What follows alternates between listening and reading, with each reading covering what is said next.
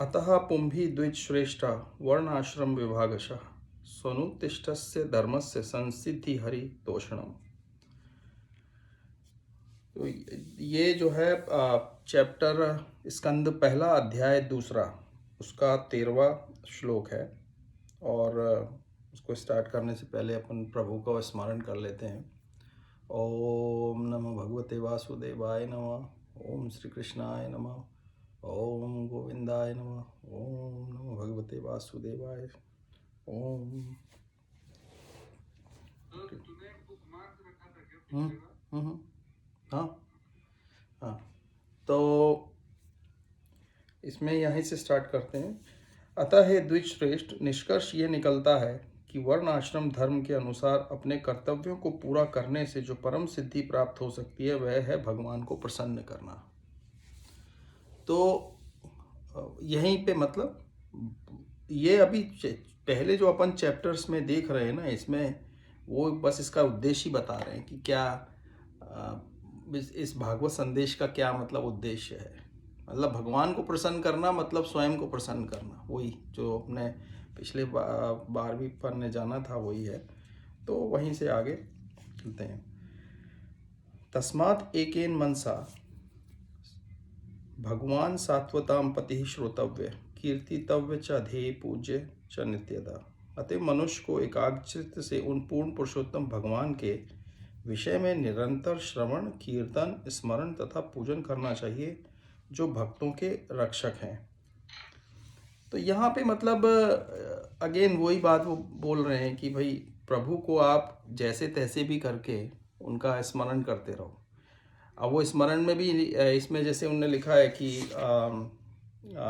निरंतर श्रवण कीर्तन, उसके बाद पूजन स्मरण, तो नवदा नवदा भक्ति करनी चाहिए।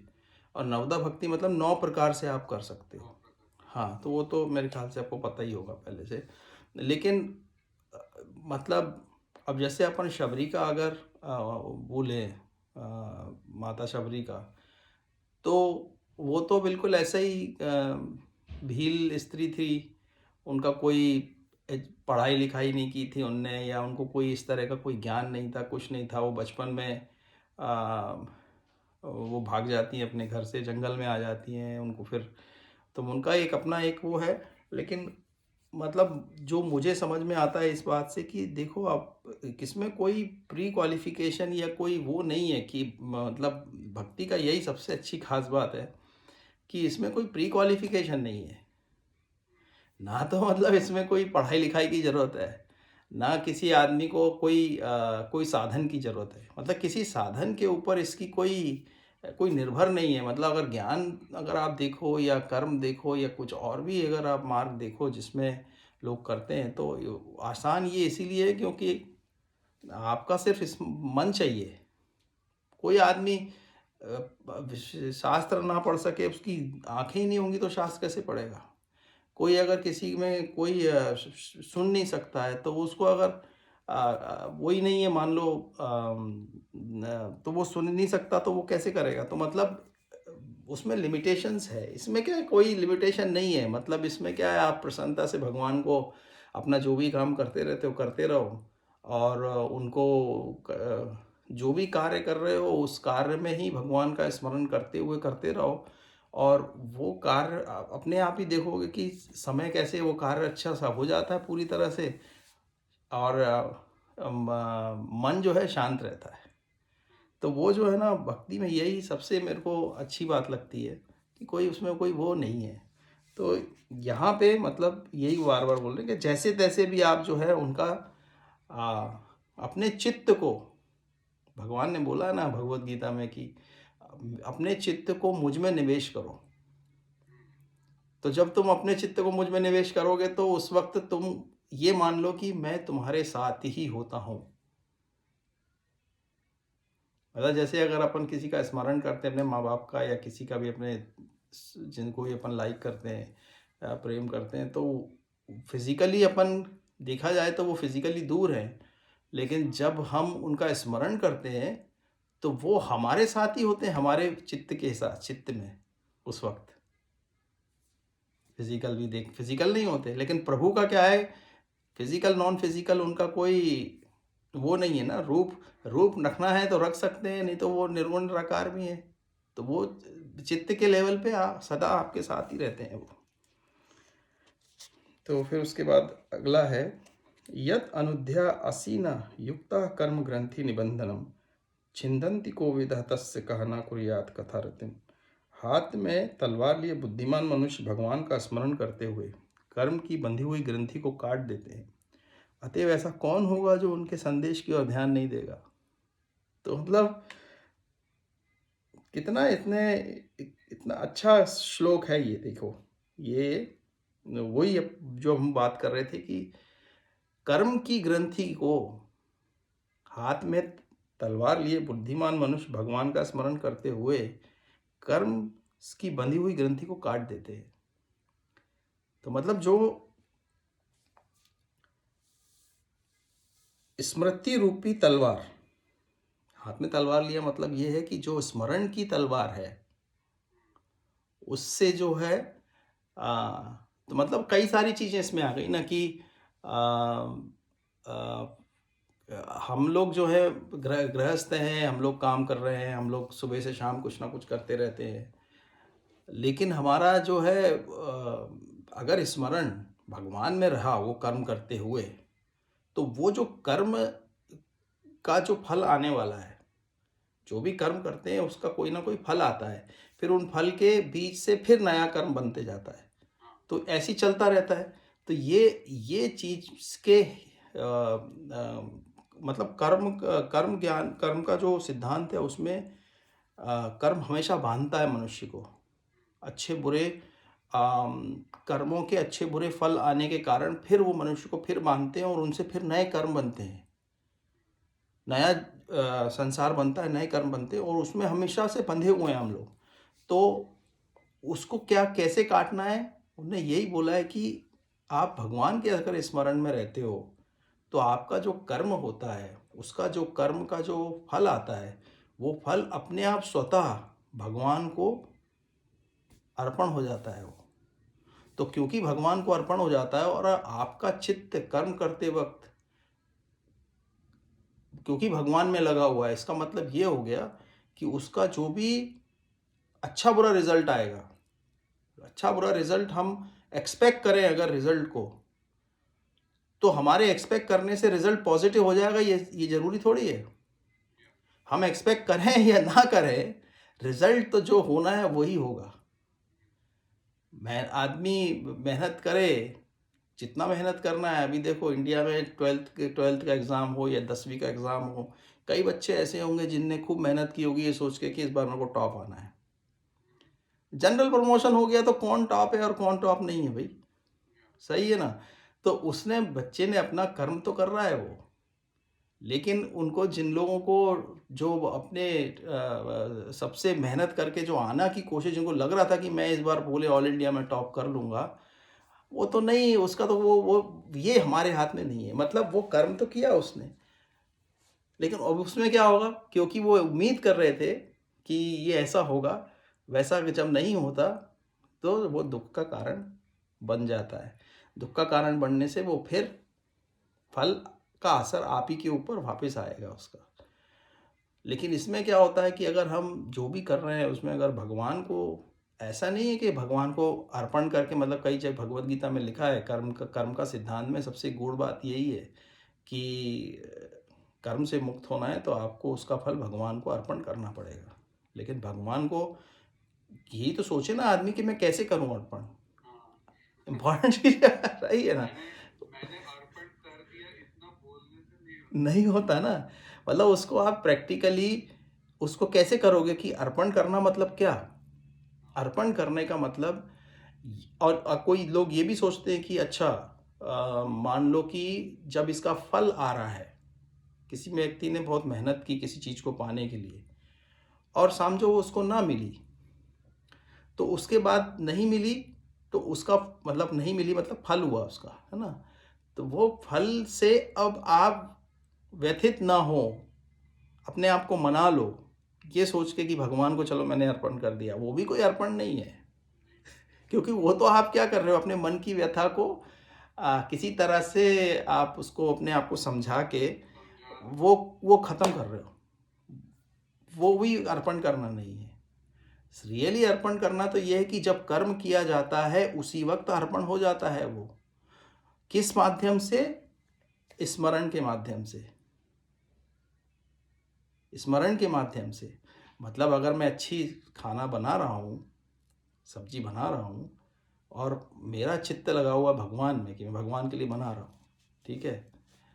अब खाना वही लास्ट टाइम भी हमने ये डिस्कस किया था कि हो सकता है अच्छा ना भी बने, तो क्योंकि हमने चित्त का स्मरण करते हुए भगवान का उस काम को किया था, आपने अपने मन के लेवल पे, चित्त के लेवल पे तो भगवान को पहले ही अर्पण कर दिया था ना।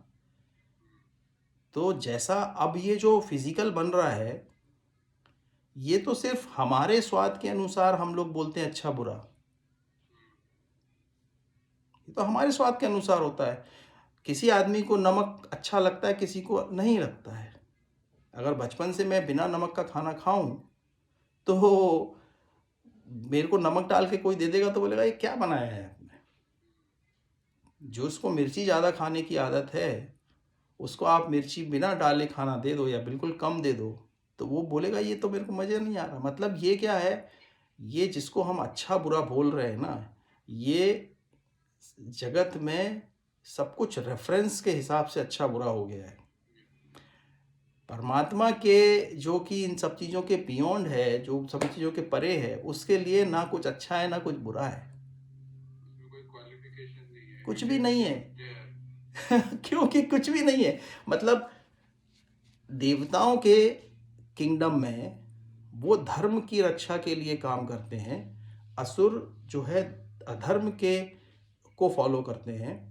तो अगर मेरा जन्म असुरों में हुआ, मैं पहले देवताओं में था मान लो, तो मेरा जो गोल था मैं उसके लिए, उसको मेरा गोल को मैं अचीव करने के लिए मैं उनके साथ में कार्य कर रहा था। तो मेरे हिसाब से असुर जो है मेरे अगेंस्ट माने जाएंगे कि वो गलत कर रहे थे, मेरे को उनको मारना है।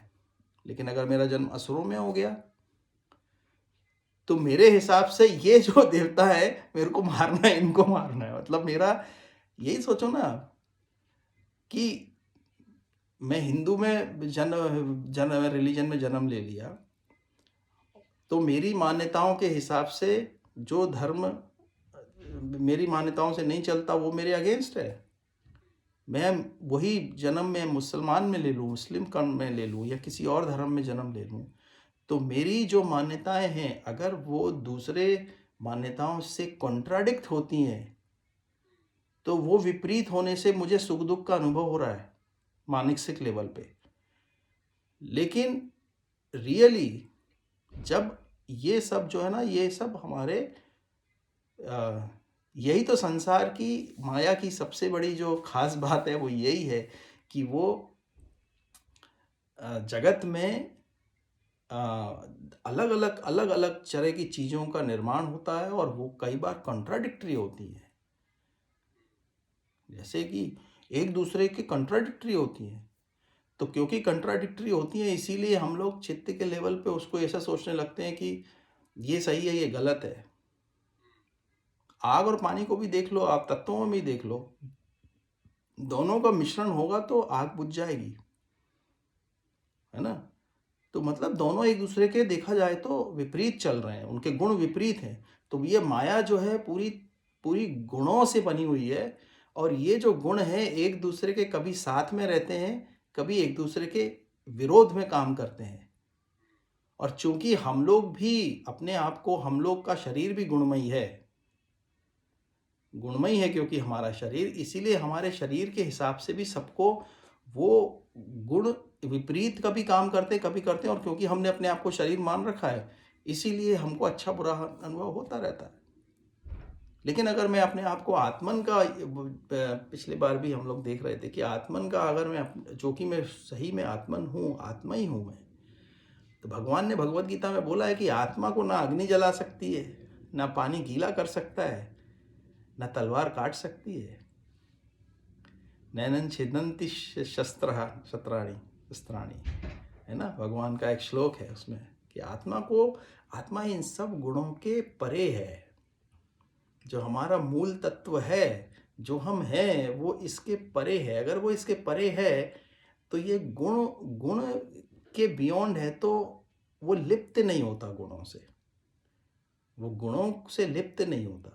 और नहीं लिप्त तो होता है शरीर हमारा, और हमने अपने आप को अगर आत्मन मान के रखा है तो हमारे चेतना के लेवल पे हम लिप्त नहीं होंगे। और लिप्त नहीं होंगे तो हमको मानसिक लेवल पे बीजेपी जीते, कांग्रेस जीते, कोई आज ये ऊपर गया है, आज वो नीचे जा रहा है, ये उतार चढ़ाव और ये सारे जो डिफरेंसेस हैं, जो भी अंतर है, भेद है जो कुछ संसार में, जो हम भेद दृष्टि से देख रहे हैं, उससे जो सुख दुख की लोगों को अनुभूति हो रही है, वो नहीं होगी अगर हम अपने स्वरूप को समझ लें कि यार नहीं, मैं ये शरीर धारण करके रखा है मैंने, ठीक है, मेरी कई जन्मों की अभ्यास के कारण मेरे को ये मान लिया है मैंने कि मैं ये शरीर हूँ, और क्योंकि माने ही हुआ है, और मैं मतलब इतना वो नेचुरल है हमारे लिए कि उस चीज़ का हमको अनुभव हमेशा शरीर के लेवल पे ही होता है।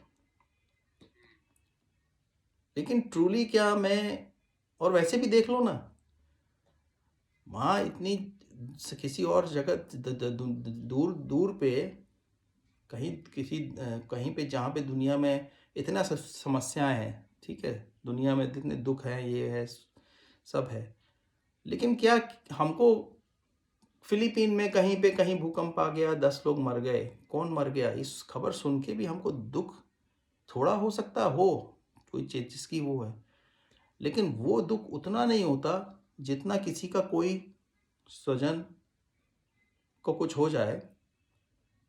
तो इसका मतलब ये दुख इसलिए है क्योंकि हमारा अटैचमेंट था उसके साथ, हमारे स्वजन के साथ जुड़ाव। मेरा मतलब भावना के लेवल पे, भावना के वो लेवल पे मेरा जुड़ाव है, इसीलिए मुझे वो सुख दुख का अनुभव हो रहा है। इसीलिए भगवान को नहीं होता। लोग बोलते ना ये संसार में इतना कुछ चल रहा है यार, क्या भगवान के हृदय में क्या पत्थर पत्थर है भगवान का हृदय के, भगवान देखते नहीं है? पत्थर नहीं है, क्योंकि भगवान जो है वो इस सब के परे है, इस सब में होते हुए भी इसके परे है वो। तो उसके लिए कोई ये सब खेल जगत का जो है ना, उसके लिए वो परेशान नहीं होता। क्यों? क्योंकि अगर उसको इस जगत को स्वर्ग बनाना है तो स्वर्ग बनाया हुआ है उसने, नर्क बनाना है तो नर्क भी बने हुए हैं, सब कुछ बना हुआ है, पहले से ही बनाया हुआ है ना, सब बना हुआ है। तो प्रभु के लिए स्वर्ग और नरक का क्या क्या फर्क है? देवता राक्षसों में भगवान के लिए क्या फर्क है? वो तो सिर्फ एक रिश्ता मानते हैं कि तुम मेरी भक्ति करते हो तो तुम राक्षस भी हो, तुम देवता भी हो, मनुष्य हो, किन्नर हो, गिंधर हो, तुम स्त्री हो, पुरुष हो, बना देता हूँ। मतलब भगवान तो वही रिश्ता मानते हैं। और आप देखो ना, देवताओं के अंदर भी कितने भगवान ने कितने भक्त देखे हैं देवताओं के अंदर, ज्यादातर तो सब राक्षसों में है। प्रहलाद महाराज राक्षसों में जन्म लिया उनने, भक्तों के अग्रगणी है प्रहलाद जी हैं, विभीषण है, राक्षसों में पैदा हुए। उसके बाद और भी आप देख लो, उनके बाद प्रहलाद जी के महाराज बलि महाराज हुए, विरोचन के पुत्र बलि महाराज, जिन जो जो राक्षस थे। तो वो राक्षस कुल में जन्म लेके भी, असुरों में जन्म लेके भी उनने भगवान की वो भक्ति प्राप्त की जिसको अच्छे अच्छे देवताओं को भी ये संभव नहीं है वो। तो अगर भगवान यही मानते कि, क्योंकि उनका राक्षसों असुरों का काम क्या है, देवताओं को हराना है। बाली जी ने तो देवताओं को हरा भी दिया था, इस जगत में असुरों का राज्य हो गया था, ब्रह्मांड में हरा भी दिया था ना उनने। लेकिन फिर भी भगवान ने साथ क्यों दिया? भगवान ने बाली को आके मारा नहीं, भगवान ने बाली को आके मारा नहीं। बाली क्योंकि भगवान से प्रेम करता था, तो भगवान ने सिर्फ उससे याचक के रूप में मांग लिया सब कुछ, क्योंकि देवताओं को चाहिए, वापस देना था वो।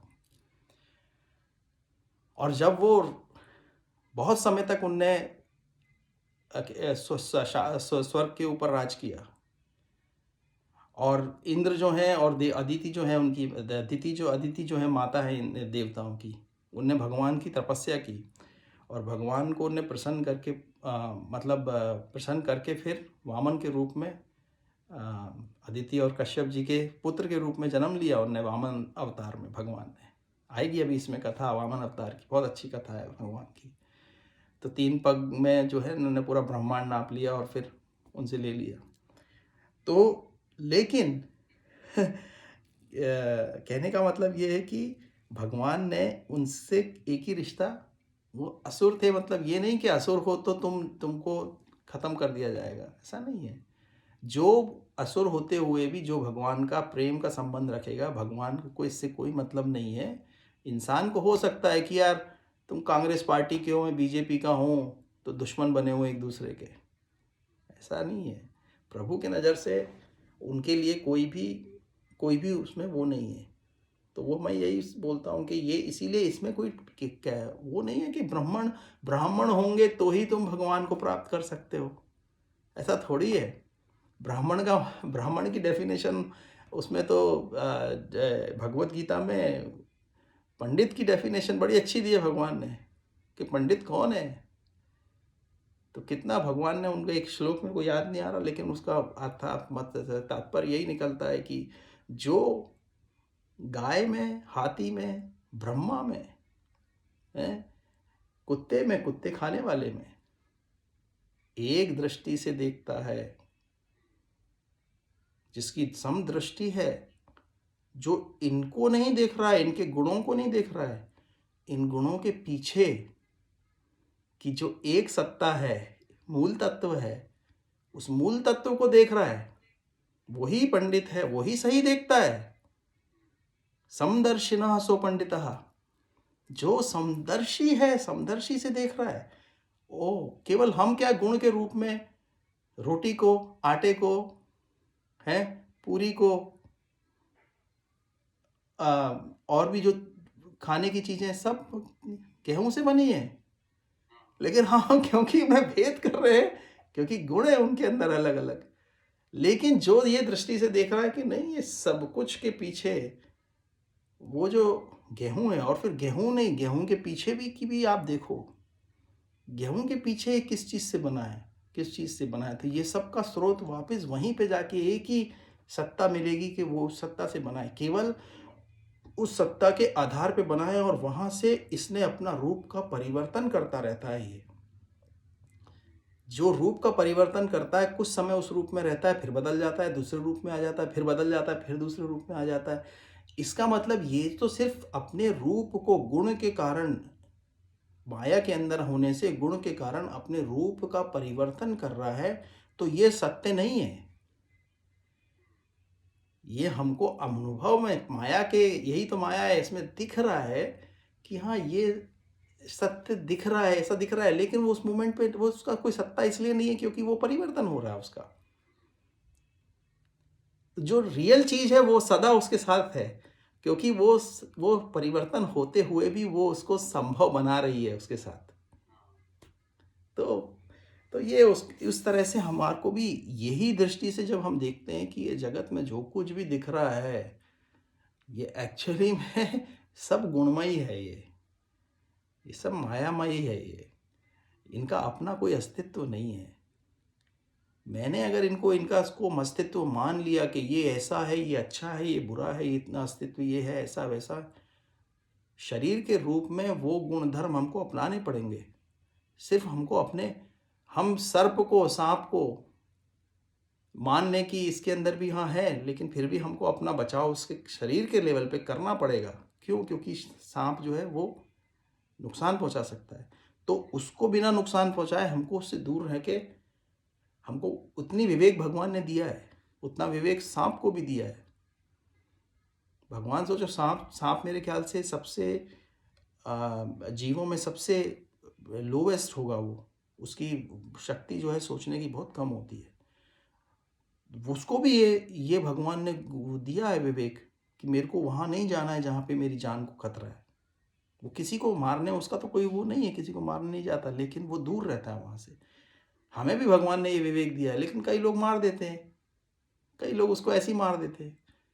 उसको अपने रास्ते जाने दो, आप उससे दूर हो जाओ ना, आप अपना बचाव कर लो। उस जीव को क्यों आप वो करने जा रहे हो, राइट? कहने का वही मतलब है कि ये सिर्फ शरीर, मतलब इसमें ये नहीं है कि कोई आदमी बोले कि नहीं, हम अब गुण को, हम फिर गुण के बियॉन्ड सब अगर देखने लग जाएंगे तो फिर हम गुणों के ऊपर लेवल पे क्या हम हमारा ट्रांजैक्शन नहीं होगा, होगा। लेकिन हमारी दृष्टि जो है, हमारी दृष्टि ऐसी रहेगी कि हम सब कुछ में ये देखते हुए भी शरीर के लेवल पे ट्रांजैक्ट करेंगे तो हमारा ट्रांजैक्शन भी सही होगा, सही होगा। वो उसमें नहीं, मतलब भेद भेद दृष्टि से नहीं देखेंगे हम, तो हमारा ट्रांजैक्शन सही होगा। हम किसी को जज नहीं करेंगे कि ये सही है, गलत है, ऐसा है, अच्छा है, बुरा है, मतलब सो कितना ये अच्छा भगवान ने बताया कि यही कि तलवार लिए बुद्धिमान मनुष्य भगवान का स्मरण करते हुए कर्म की बंधी हुई ग्रंथि को काट देते हैं, और वो अपने आप कटती जाती है। जब हम स्मरण में रहते हैं, कर्म हो रहा है, तो इस जन्म की तो ग्रंथि कट रही है, पूर्व जन्म की भी कट रही है। क्योंकि जो आज कर्म कर रहे हैं वो इसलिए कर रहे हैं क्योंकि पूर्व जन्म का कुछ फल था जिसके कारण ये करना पड़ रहा है। कर्म हम करते नहीं है, हमें इससे कराया जाता है। लोग ये सोचते हैं कि मैं कर्म कर रहा हूँ ये एक मिथ्या भाव है आदमी का। मैं कर्म कर नहीं रहा हूँ, मेरे से कराया जा रहा है। जो मेरे पूर्व जन्म के संस्कार थे वो मुझे मजबूर कर रहे हैं वैसा करने के ऊपर। मेरी इच्छा ही नहीं है, मेरे को मजबूर करेंगे वो, मेरे को, मेरा जगत ही वैसा बनेगा मेरी इच्छाओं के आधार पर। इसका मतलब कि प्रभु स्मरण भी अपने हाथ में नहीं है, वो भी प्रभु की इच्छा होगी तो प्रभु स्मरण होगा। वो जैसे शरीर मिलता है ना मनुष्य का भगवत कृपा से, मनुष्य का जन्म हर किसी को आसानी से नहीं मिलता है। भगवत उसमें ऐसा बोला गया है कि जब भगवत कृपा से मनुष्य का जन्म जीवों को मिलता है, तो इसी तरह से उसका कोई कोई वो भगवान को ही शायद मालूम होगा कि किस जीव को उसको देना है। किसी को भी भगवान चाहे दे सकता है। हो सकता है कि उसने कभी इच्छा की हो कि प्रभु मेरे को कभी आपकी भक्ति करने का या कभी आपका स्मरण करने का मेरे को आप, मैं अभी तो नहीं कर पा रहा हूँ, लेकिन हो सकता है उसने इच्छा की हो कभी किसी जन्म में, कभी किसी जन्म में सत्संग किया हो, कभी किसी को किसी में एक उसका जेन्युइन ऐसा विचार आया हो कि प्रभु मेरे को आपसे आपको पाना है, मेरे को आपके पास आना है, मेरे को अब ये जगत में मेरा हो गया।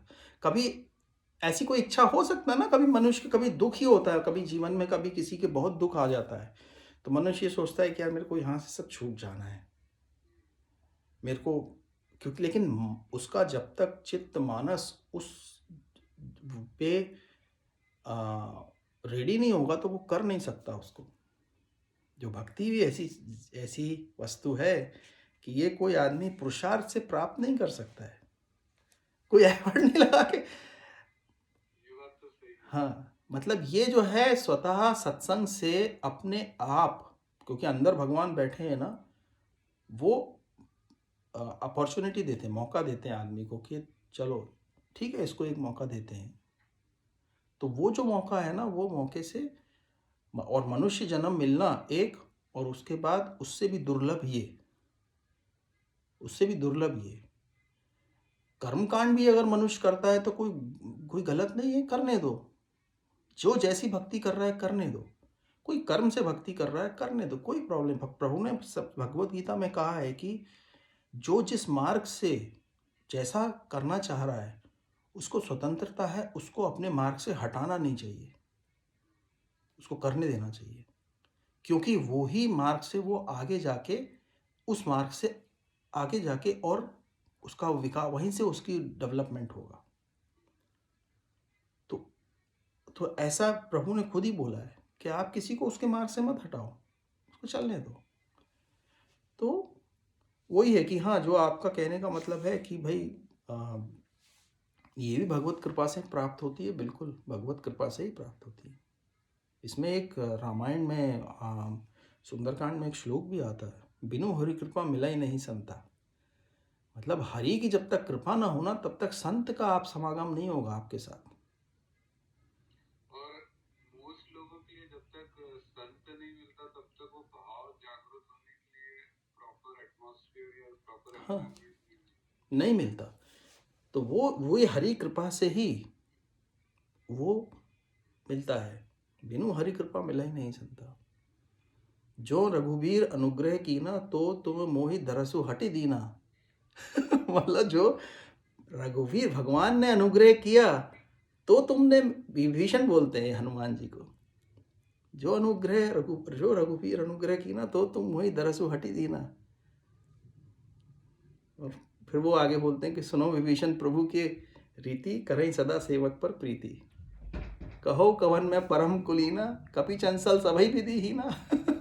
आप मेरे को ही देख लो, मैं कपि हूँ, चंचल हूँ, मेरे पास कोई क्वालिटी नहीं है, सभी प्रकार से हीन हूं मैं, लेकिन प्रभु की कृपा से देखो।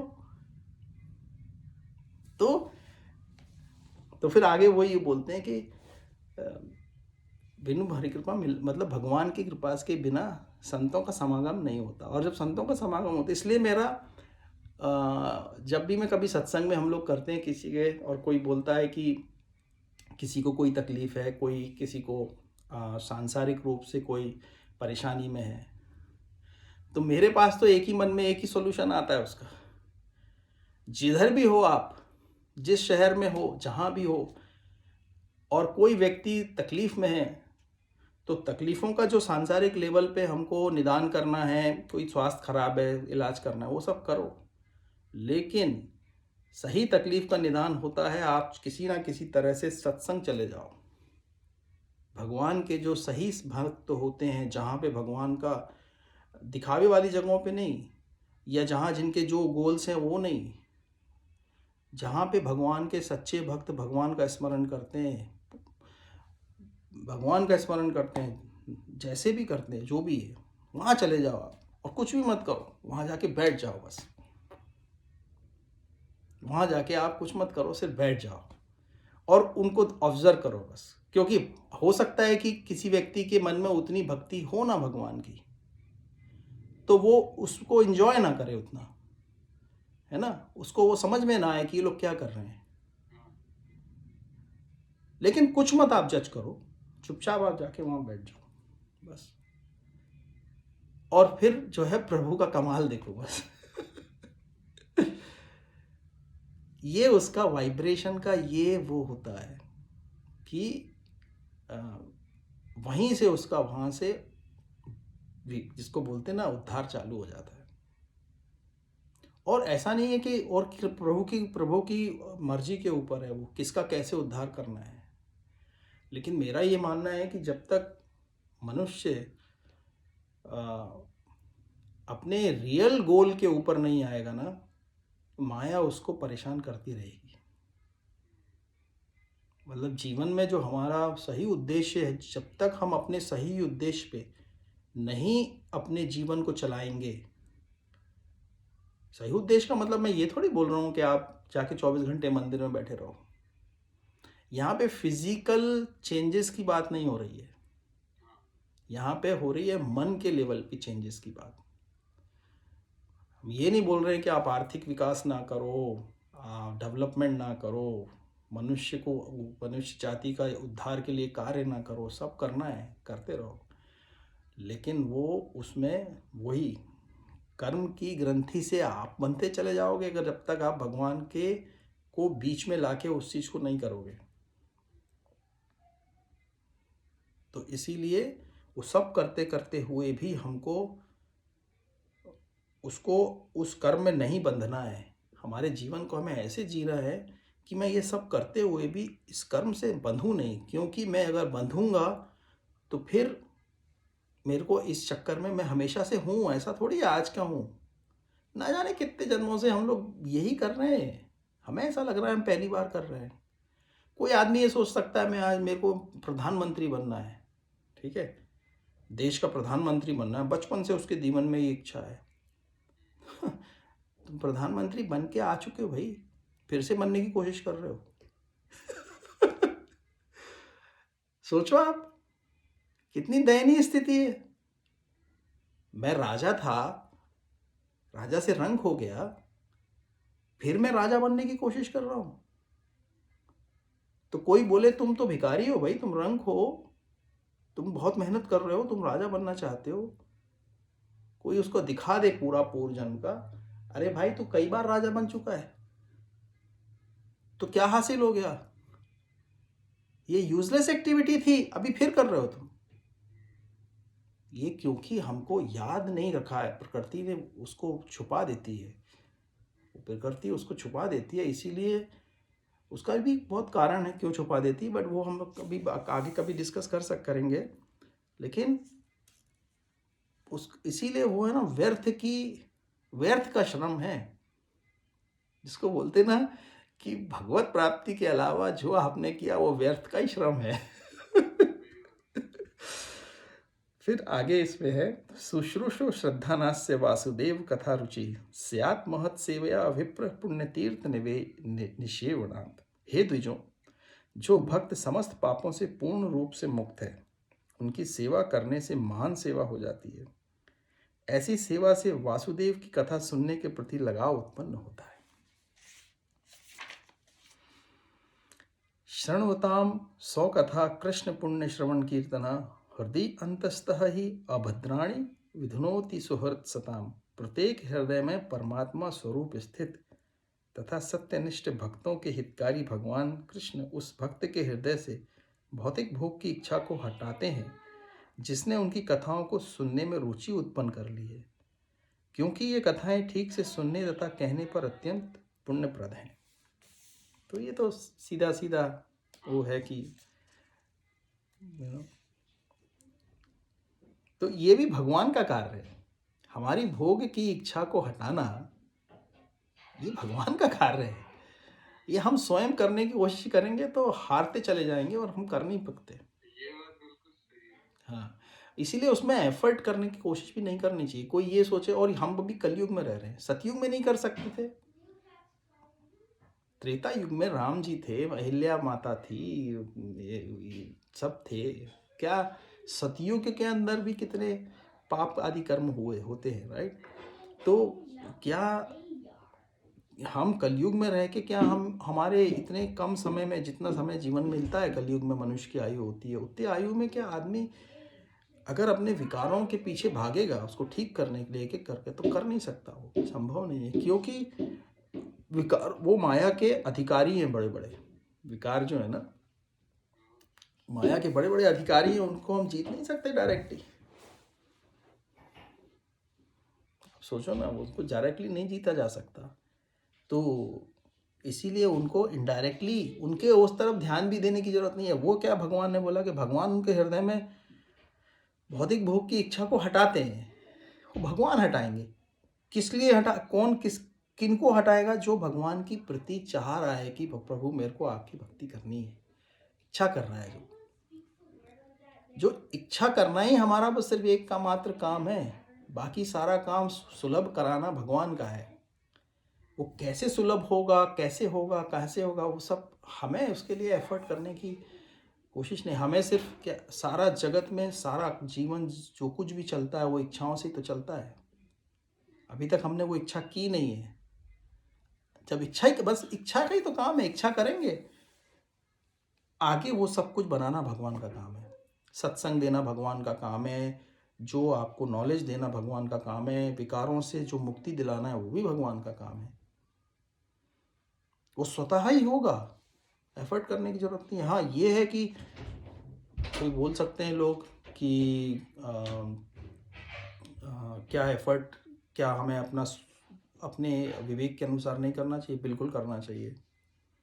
इसका ये मतलब नहीं है कि हम कोशिश ना करें, लेकिन कोशिश करने में फेल होते हैं तो उसमें कोई दुख की बात नहीं है। वो मतलब इट्स ओके, उसमें वो नहीं है। लेकिन जैसे कि धर्म अधर्म का विवेक होना ये भी बहुत ज़रूरी है कि क्या मैं ये जो कार्य कर रहा हूँ ये धर्म के अनुसार है क्या?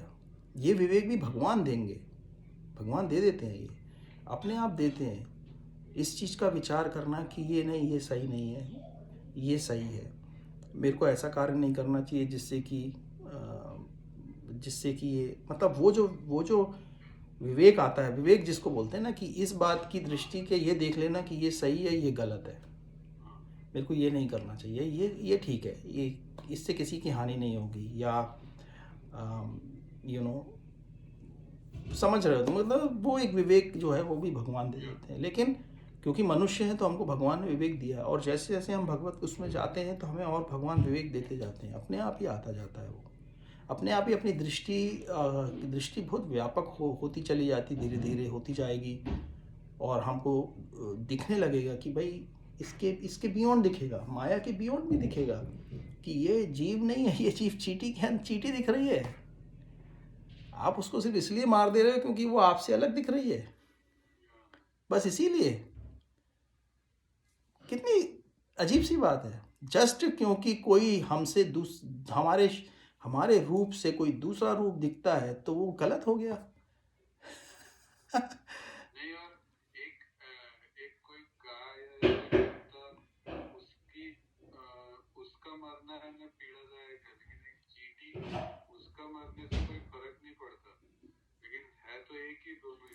वही ना, वही तो मैं कह रहा हूँ कि जस्ट क्योंकि वो मकड़ी अजीब सी दिखती है, उसके 8 पैर होते हैं, ये होता है, तो क्या वो जस्ट क्योंकि वो उसका रूप मेरे जैसा नहीं है तो क्या उसको मार देना चाहिए? ये विवेक भी आ जाता है धीरे धीरे कि नहीं, अभी वही चीजें सोच के लगता है कि उसको भी भगवान ने उसके कर्म पूरे करने के लिए ही बनाया दिया है। है। हाँ, बनाया है। अगर उसको बीच में ही मार दिया तो उसका जो पर्पस था वो पूरा नहीं हो हाँ। पाएगा। नहीं, वो तो वही मैं कह रहा हूँ ना कि मतलब आप सोचो कि कितनी हम लोगों की दृष्टि में कितना ज़्यादा भेद है हर चीज़ में। चलो ये तो मनुष्य और जानवर हैं, मनुष्यों में भी काला व्यक्ति है, कोई गोरा है, कोई पतला है, कोई दुबला है। मतलब ये स्त्री है, ये पुरुष है, जातियों में भेद हो गया।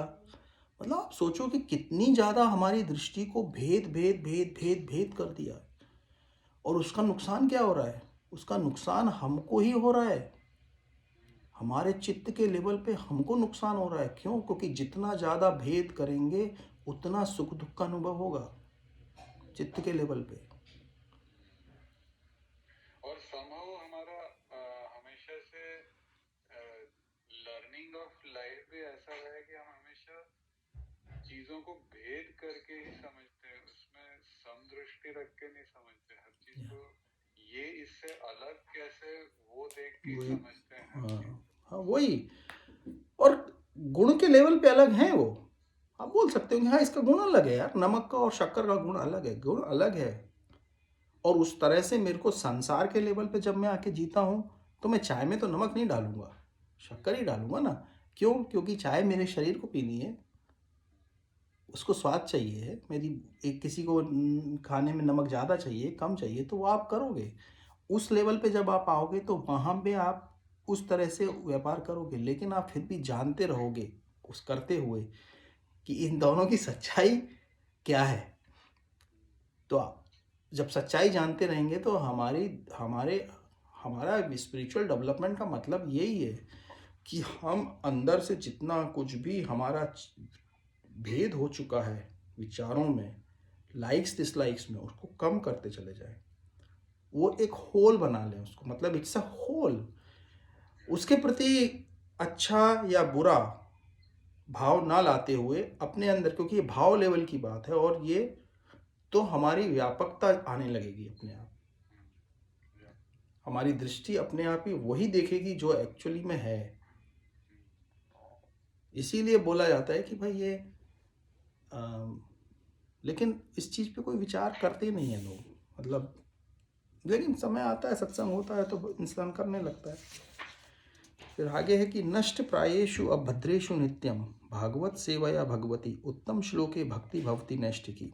भागवत की कक्षाओं में नियमित उपस्थित रहने तथा शुद्ध भक्ति की सेवा करने से हृदय के सारे दुख लगभग पूर्णतः विनष्ट हो जाते हैं, और उन पूर्ण श्लोक भगवान में अटल प्रेमा भक्ति स्थापित हो जाती है जिनकी प्रशंसा दिव्य गीतों से की जाती है।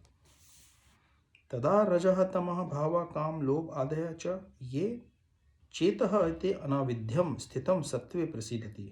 जो ही हृदय में अटल प्रेमा भक्ति स्थापित हो जाती है, प्रकृति के रजोगुण तथा तमोगुण के प्रभाव जैसे काम, इच्छा तथा लोभ हृदय से लुप्त हो जाते हैं, तब भक्त सत्व गुण में स्थित होकर परम सुखी हो जाता है।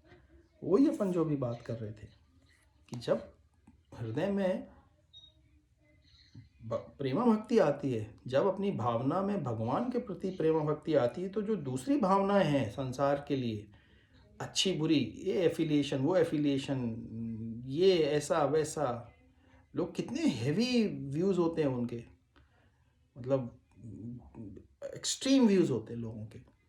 मतलब वो ये सोचते हैं कि मैं मुस्लिम हूँ तो मैं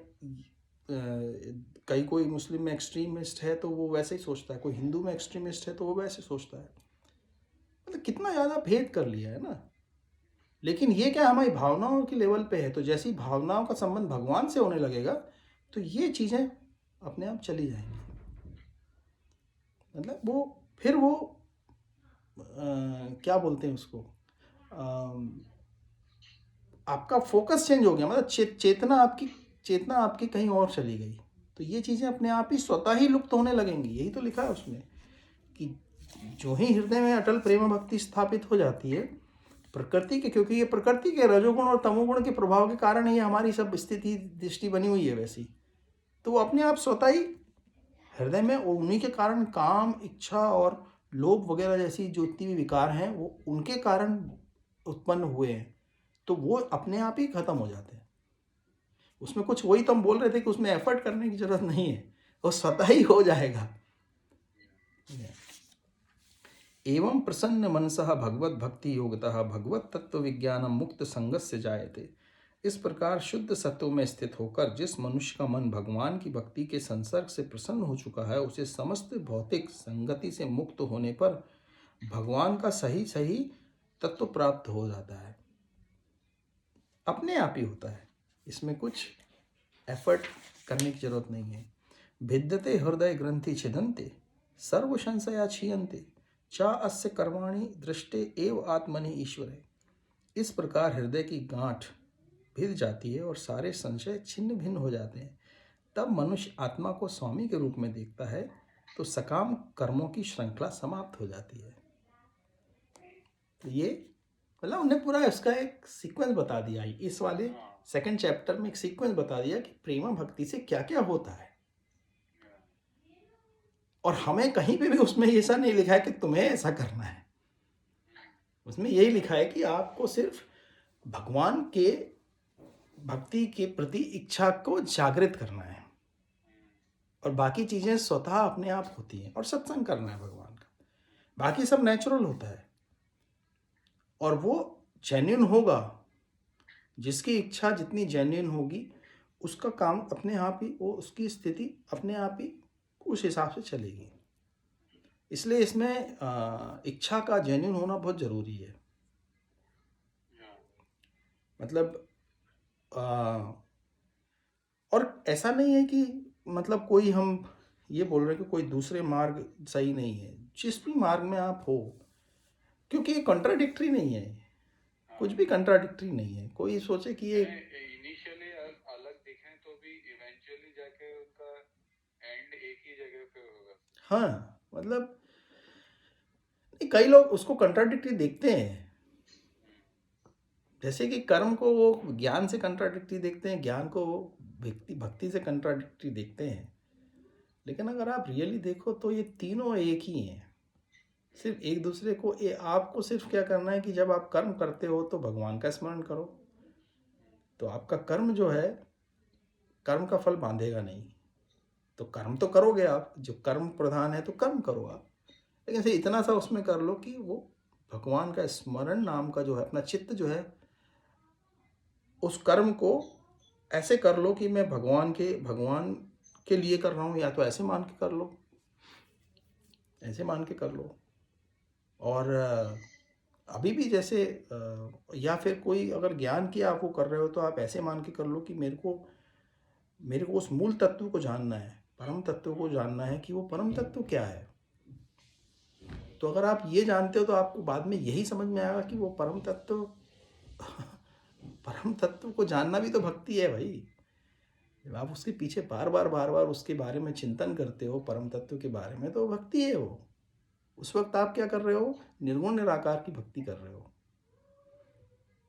और परम तत्व मतलब आत्म तत्व को जिसने जान लिया या जिसने उसका अनुभव कर लिया, उसको स्वतः ही भक्ति प्राप्त होगी, स्वतः ही मिलेगी, अपने आप आएगी। भाई अपने सारे ऋषि मुनि देख लो ना, अगस्त ऋषि हैं, ब्रह्मा जी हैं, मरीचि हैं, कश्यप हैं, कितने वशिष्ठ जी हैं, ये सब ऋषि लोग, ये लोग कितने बड़े ज्ञानी हैं, इनका कोई अनंत ज्ञानी है ये सब। विश्वामित्र जी इतने बड़े ज्ञानी हैं कि ब्रह्मांड बना देते हैं, वो अपना ब्रह्मांड बनाना चालू कर दिया था उनने। मतलब इतने ज्ञानी हैं वो। लेकिन राम जी के देखो, उनको मालूम है अपने ज्ञान से राम जी कौन है। वशिष्ठ जी को मालूम है राम जी कौन है, तभी तो आते हैं वो मांगने, दशरथ जी के पास आते हैं कि मेरे को दे दीजिए आपके दोनों बेटों को, मैं ले जाता हूँ इनको। दशरथ जी को अपने पुत्र के प्रति इतना लगाव था, इसलिए उनको मालूम नहीं था वो। लेकिन वशिष्ठ नाराज भी हो जाते, मना कर देते हैं। वशिष्ठ ज्ञान विश्वामित्र जी बोलते हैं क्यों आपने पहले वचन दे के अब आप पीछे जा रहे हो। तो फिर वो बोलते हैं अच्छा ठीक है, आप सुखपूर्वक अपने भाई बंधुओं के साथ में जाता हूँ। वशिष्ठ जी बोलते हैं कि नहीं महाराज, आप इनको जाने दीजिए, ये कोई साधारण ऋषि नहीं है, ये वो सब जानते हैं। और वशिष्ठ जी भी जानते थे कि राम जी स्वयं भगवान परमात्मा विष्णु भगवान है, स्वयं वो आए हुए हैं। और राम जी भी ये बात अपने बारे में जानते थे, ऐसा थोड़ी है। जब राम जी की उस वक्त आयु मेरे ख्याल से 10-12 साल भी रही होगी बस, जब उन्होंने ताड़का का वध किया था। तो उनके ज्ञान में उनको मालूम है कि भगवान भी साकार हो सकता है। कोई ये बोले कि नहीं यार मनुष्य जन्म लेना नहीं ले सकता, कोई ये बोले कि भगवान जो है कोई रूप नहीं ले सकता, तो ये हमारी सोच की संकीर्णता है कि हम भगवान पे लिमिटेशन डाल रहे हैं कि भगवान क्या कर सकता है, भगवान क्या नहीं कर सकता। भगवान की इच्छा, भगवान जो चाहे सो कर सकता है। मनुष्य बनना तो बहुत छोटी सी बात है उनके लिए। तो इसीलिए राम और कृष्ण को कोई साधारण मनुष्य मान ले तो उससे बड़ा बेवकूफ़ कोई नहीं होगा, मैं समझता हूँ। कभी भी नहीं मानना चाहिए। रावण ने मान लिया था तो उसका आहित हो गया था। अतः वै कवहे नित्यम भक्तिम परमया मुदा वासुदेव भगवती कुर्वन्ति आत्म प्रसादिनी। अतएव निश्चय ही सारे अध्यात्मवादी अनंत काल से अत्यंत प्रसन्नतापूर्वक भगवान श्री कृष्ण की भक्ति करते आ रहे हैं, क्योंकि ऐसी भक्ति आत्मा को प्रमुदित करने वाली है। क्यों करना है ये भक्ति? क्योंकि ये भक्ति ही अपनी आत्मा को आनंद प्रदान करेगी, क्योंकि वही एकमात्र तरीका है आत्मा को आनंद प्रदान करने का, और कोई तरीका है नहीं। सत्वम रजः तमा इति प्रकृति गुणाते युक्तः परः पुरुष एकः हि अस्य धत्ते स्थिति आदय हरि विरंच हर इति संज्ञा श्रेयांसि तत्र खलु सत्वतनो निर्णाम स्युः।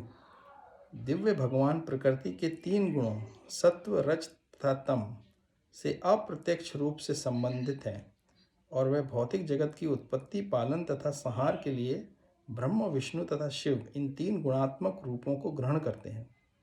इन तीनों रूपों में से सत्व गुण वाले विष्णु के सारे मनुष्य परम लाभ प्राप्त विष्णु से सारे मनुष्य परम लाभ प्राप्त कर सकते हैं।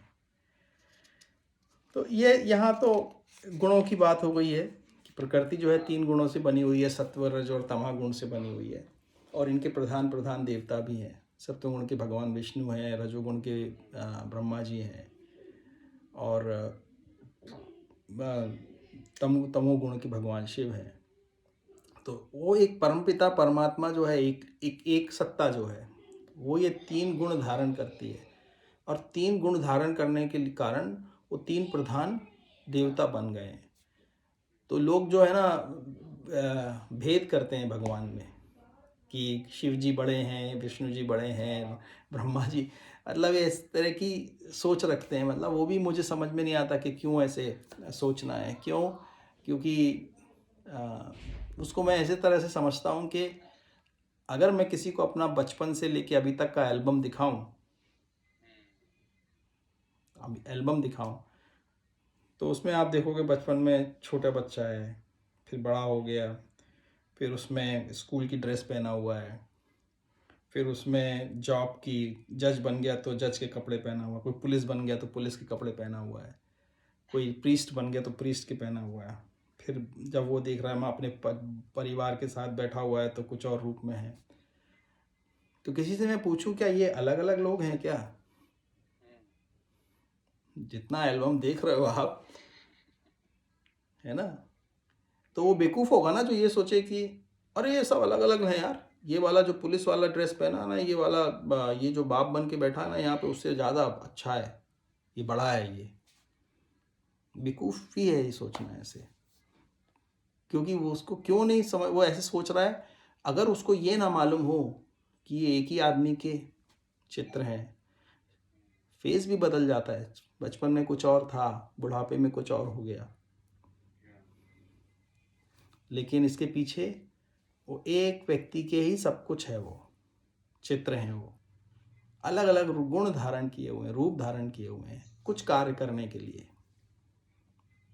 इसका ये मतलब नहीं है कि वो अलग अलग हैं, अलग अलग दिख रहे हैं वो। हाँ, तो हमारी बुद्धि से, हमको विवेक से ये समझना है कि नहीं, वो अलग अलग नहीं है।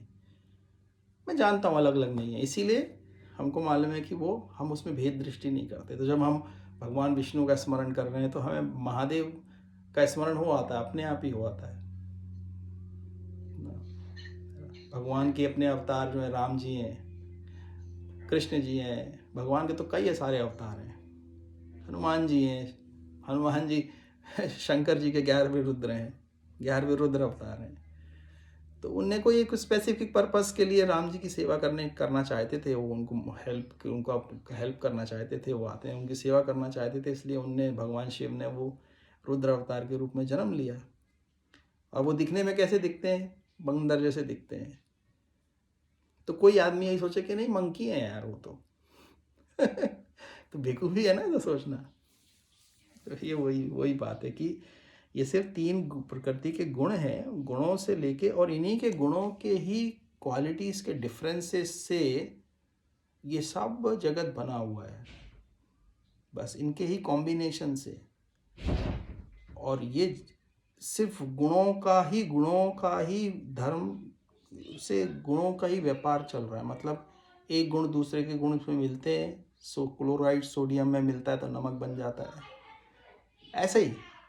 और अगर उसके अंदर का उसका एक इलेक्ट्रॉन कॉन्फ़िगरेशन चेंज हो जाए थोड़ा सा भी, तो कुछ और गुण ले लेता है वो। अब सोचो, आयरन और सोडियम, कितना डिफरेंस है दोनों में। कुछ हैं हार्ड मेटल्स हैं, कुछ गैसेस हैं, कुछ लिक्विड्स हैं, कुछ, लेकिन उनके कॉम्बिनेशन करोगे तो कुछ और बन जाता है। तो ये प्राइमरी, लेकिन वो इसमें बताया है कि ये सारे जितने भी प्रकृति के गुण हैं चीज़ों के, उनके 3 प्रधान गुण हैं। सात्विक गुण है, तामसिक गुण है, और उन गुण की क्वालिटीज़ होती है। मनुष्यों को वो क्या, हर जीव को असर करते हैं वो प्रकृति पूरी उसी से बनी हुई है, और इनके अपने अपने प्रधान देवता भी हैं। पार्थिवात् दारुणः धूम तस्मात् अग्नि त्रयीमय तमसः तू रजा तस्मात् सत्वम ब्रह्म दर्शनम। अग्नि काष्ठ मृदा का रूपांतर है, लेकिन काष्ठ से बेहतर धुआं है। अग्नि उससे भी उत्तम है, क्योंकि अग्नि से वैदिक यज्ञों से हमें श्रेष्ठ ज्ञान के लाभ प्राप्त हो सकते हैं। इसी प्रकार रजोगुण तमोगुण से बेहतर है, लेकिन सत्वगुण सर्वश्रेष्ठ है, क्योंकि सत्वगुण मनुष्य परम सत्व का, सत्वगुण से मनुष्य परम सत्य का साक्षात्कार कर सकता है। तो अब ये मनुष्यों के पर्सपेक्टिव से हमको ये बताएगा कि हमारे लिए सत्वगुण सबसे अच्छा इसलिए है क्योंकि सत्वगुण जो है, एक गुण दूसरे गुण को दबा के प्रधान होता है। हमारे अंदर ये तीनों गुण हैं।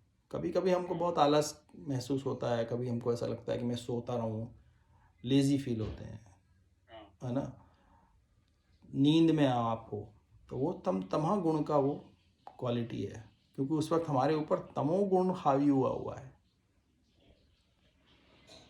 कभी कभी ये लगता है कि मेरे को ये करना है, आज वो करना है, आज मेरे को ऐसा करना है, वो करना है। मतलब ये रजोगुण का प्रधान गुण है, वो एक्टिव बनाता है मनुष्य को।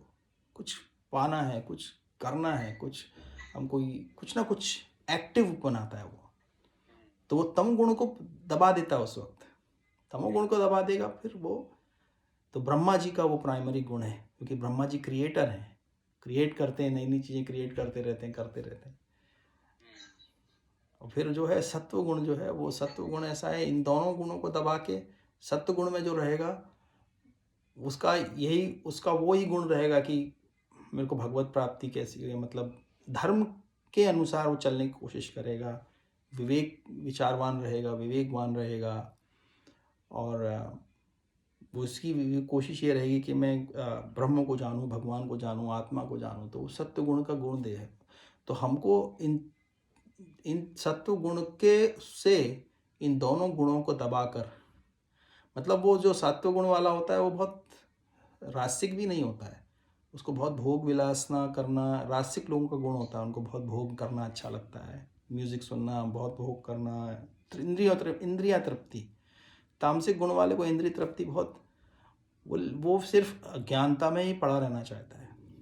लेकिन सत्व गुण वाला टोटल ऑपोजिट है, वो चाहेगा कि मैं इस जगत को जानूं, ये करूं, तो उसकी इच्छाएं वो उस तरह की रहेंगी। तो लेकिन सत्वगुण ज़्यादा हेल्प करता है स्पिरिचुअल मार्ग में आगे जाने के लिए, और सत्वगुण भी बंधक बांधता है, सत्वगुण भी बांधता है, सत्वगुण का भी आउटकम है, अहंकार उसका एक आउटकम है। या तो सत्वगुण भी बांधता है, मतलब सत्वगुण में आप ज़्यादा स्थित होगे तो अहंकार उत्पन्न होने लगेगा, दूसरे से अपने आप को अच्छा मानने लग जाएंगे, वो एक उसका नेगेटिव वो है। तो इसीलिए अल्टीमेटली हमको सत्व गुण को भी छोड़ना पड़ेगा, भगवान तक जाना, हमें गुणातीत होना पड़ेगा। इसलिए वर्ड है संस्कृत में गुणातीत, गुणों के अतीत जाना पड़ेगा, सत्व गुण को भी छोड़ देना पड़ेगा। मेरे को ये नहीं पता था, मुझे लगता था सत्वगुण यानी ऑल पॉजिटिव ऐसा है। हाँ, वो है पॉजिटिव, तभी तो आप देखो ना कि सत्वगुण में जो लोग ज्ञानी होते हैं वो लोग, अहंकार भी होता है उनमें, बहुत होता है, ब्रह्मा जी में भी है। ऐसा थोड़ी ब्रह्मा जी में अहंकार नहीं, ऋषियों में नहीं होता, ऋषियों में भी होता है। कई ऋषियों में, जो दुर्वासा ऋषि हैं वो तो बहुत बहुत अहंकार है उनमें, बहुत दिव्य ऋषि हैं, बड़े ऋषि हैं, ऐसा नहीं है। विश्वामित्र भी बहुत कड़क ऋषि हैं। लोग सोचते हैं ये ऋषि लोग ऐसा क्यों होता है यार, ये हर बार श्राप देते रहते हैं लोगों को। कई ऋषियों की ऐसी कहानियां है कि श्राप दे देते हैं। तो ऐसा नहीं है कि वो अहंकारी ही होते हैं, अहंकार मतलब ऐसा नहीं है, लेकिन वो भी भगवान विष्णु, ये जो शिव जी हैं, वो अहंकार तत्व के भी वो देवता हैं, वो प्रकार से। तो अहंकार का मतलब जो मनुष्यों के अंदर हम देखते हैं, अहंकार की मतलब दूसरों से अपने आप को अच्छा मानना, वो सत्व गुण का साथ, जिसको बोलते हैं ना कि साथ ज्ञान के आउटकम जो है, नेगेटिव आउटकम, वो यही है कि कोई, बहुत सारे लोग ये सोचते हैं जैसे कि ओ मैं भगवान की भक्ति करता हूँ, मैं बहुत ज्ञानी हूँ, मैं ये जानता हूँ, मैं, हाँ, तो ये अहंकार का को दर्शाता है।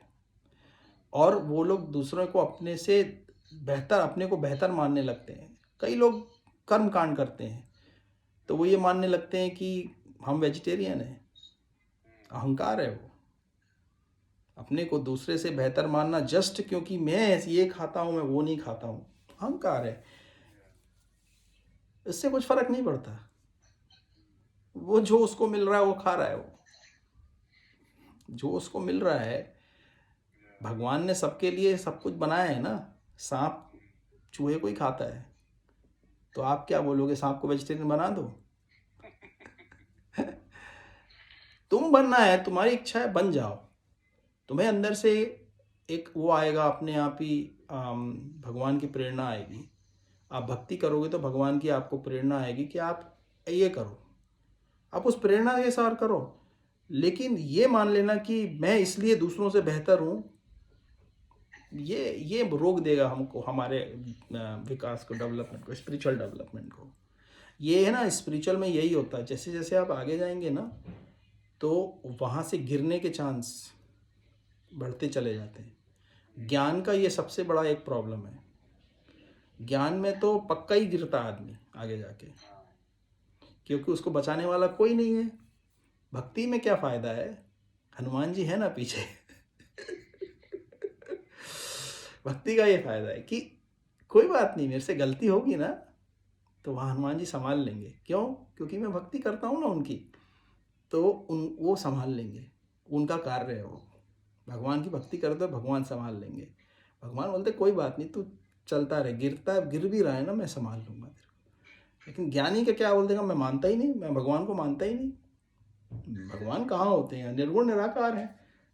तो फिर तुम्हारी मदद करने शरीर में कौन आएगा? कोई नहीं आएगा। तुम अकेले हो, फिर निर्गुण निराकार को मांगो हेल्प। निर्गुण निराकार तो सिर्फ देखता रहता है ऐसे, बस एक, वो कुछ करता थोड़ी है।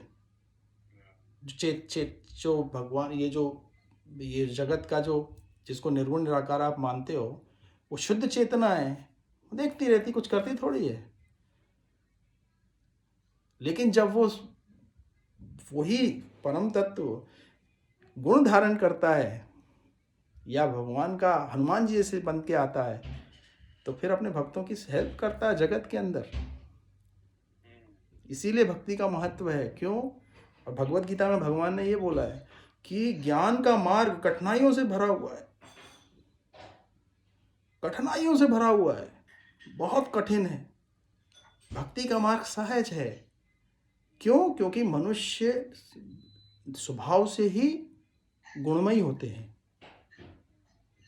इसीलिए आप ऑलरेडी हमारे अंदर ये सब कुछ है, हमारे अंदर प्रेम भरा हुआ, बच्चों के लिए, संसार के लिए, जगत के लिए, पैसे के लिए, धन दौलत के लिए।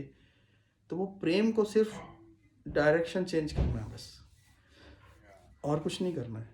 मतलब आप ऑलरेडी गाड़ी चला रहे हो ना, आपकी गाड़ी चली जा रही है जहन्नुम की तरफ, तो भगवान बोल रहा है अपनी स्पीड वैसी रखो, बस ये यहाँ से डायरेक्शन चेंज कर लो बस।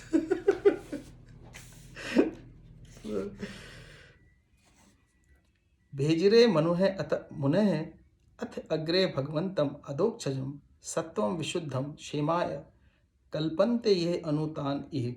पूर्व काल में समस्त महामुनियों ने भगवान की सेवा की, क्योंकि वे प्रकृति के तीनों गुणों से परे हैं। उन्होंने भौतिक परिस्थितियों से मुक्त होने के लिए और फलस्वरूप परम लाभ प्राप्त करने के लिए पूजा की। अतएव जो कोई इन महामुनियों का अनुसरण करता है, वह भी इन भौतिक संसार में मोक्ष का अधिकारी बन जाता है। मुक्षः घोर रूपान हित्वा भूतपतीन अथ नारायण कला शांता भजन्ति ही अनुसूय। जो लोग मोक्ष के प्रति गंभीर हैं, वे निश्चय ही द्वेष रहित होते हैं। देखो, निश्चय ही द्वेष रहित होते हैं और सबका सम्मान करते हैं, किंतु फिर भी वे देवताओं के घोर रूपों को अस्वीकार करके केवल भगवान विष्णु तथा उनके स्वअंशों के कल्याणकारी रूपों की पूजा करते हैं। यहाँ तो ये स्टेट है ना, इसमें कोई, हाँ, तो केवल मतलब देवताओं की पूजा करना का मतलब नहीं है ज़्यादा। आप यही बताना चाह रहे हो कि परम तत्व जो भगवान है, देवता जो है वो गुणमयी होते हैं। तो देवताओं की आप ज़्यादा भक्ति करोगे तो आपको देवताओं का ऐश्वर्य प्राप्त होगा, लेकिन वो परमानेंट नहीं है। सूर्य देव की उपासना करोगे तो आप सूर्य के लोक में जाओगे, सूर्य का जो ऐश्वर्य है वो प्राप्त होगा आपको। लेकिन जैसे ही आपके अपने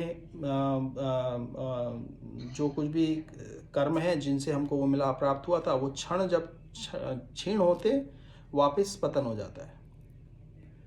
इस तरह जो जिसकी अग्नि की पूजा करोगे, अग्नि के लोक में जाओगे, अग्नि के जो ऐश्वर्य है वो प्राप्त होगा।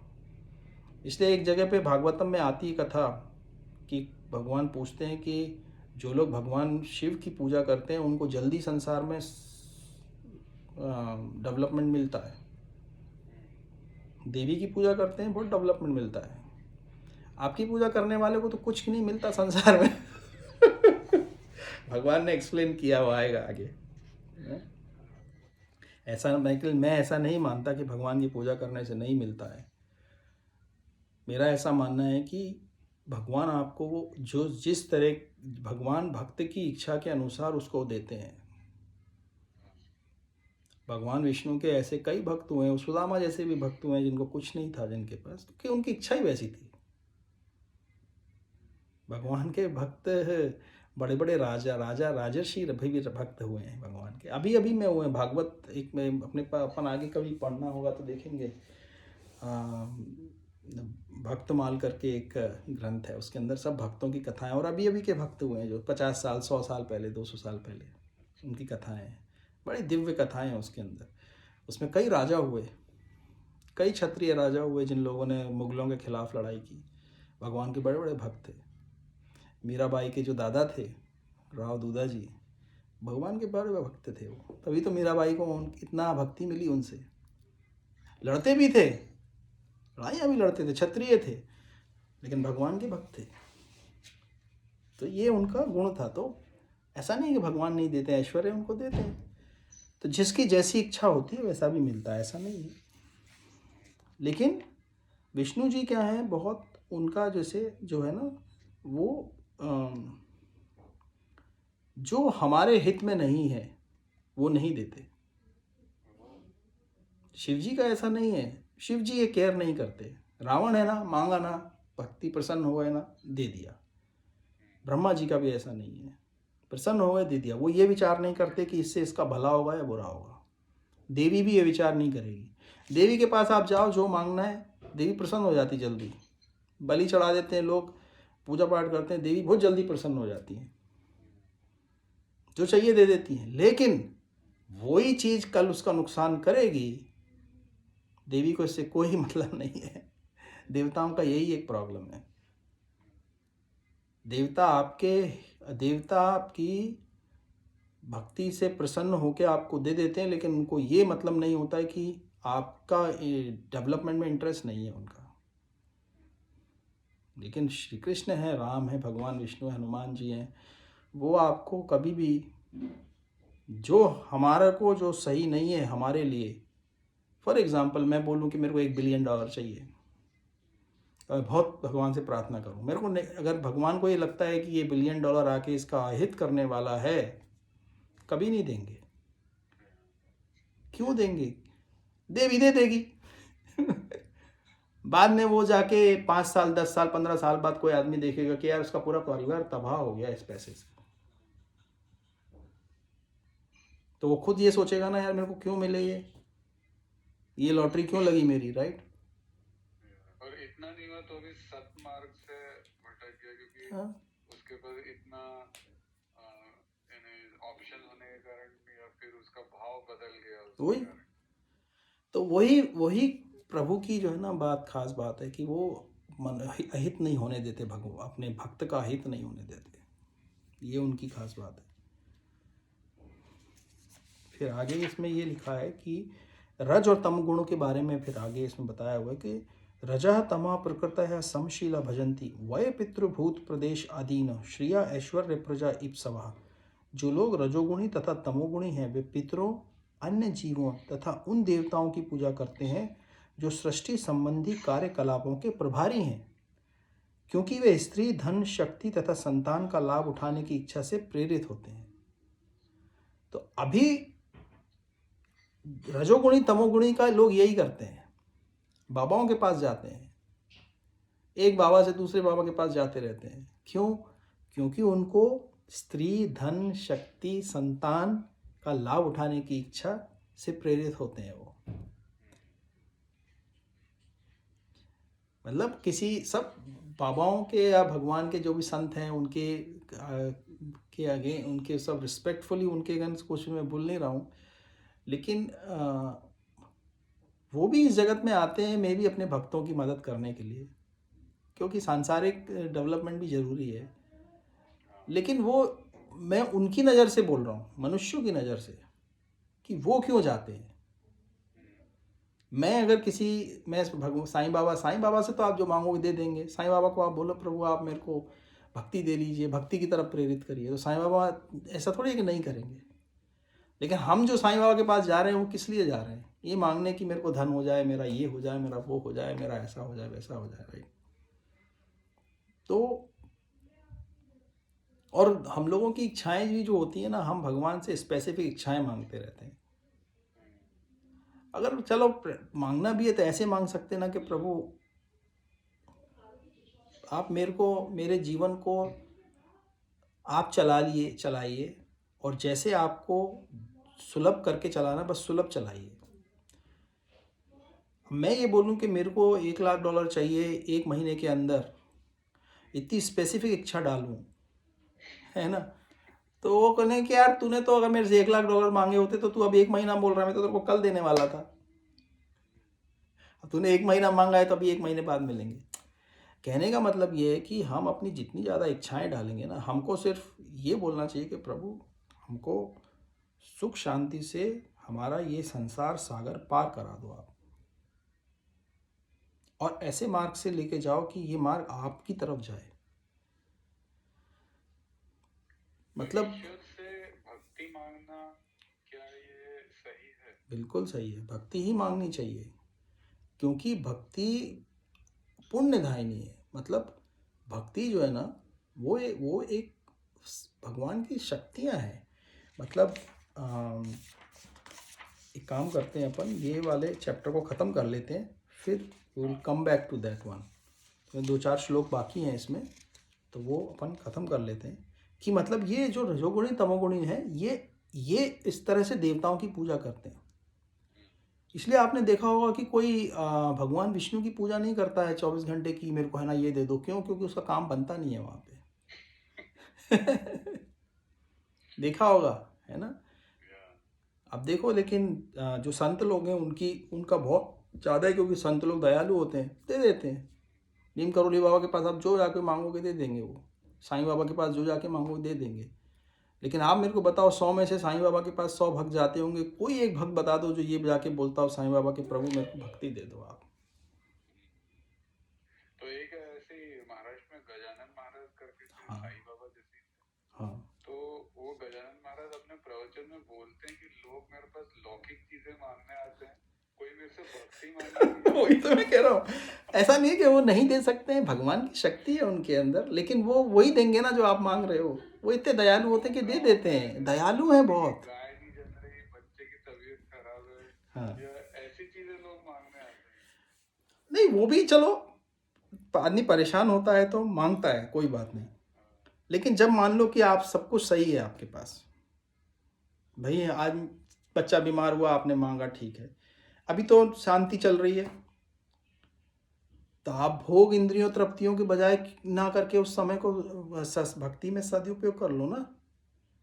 उस समय का जब सब कुछ सही है, भक्ति तभी कर लेनी चाहिए, टाइम नहीं वेस्ट करना चाहिए उस वक्त।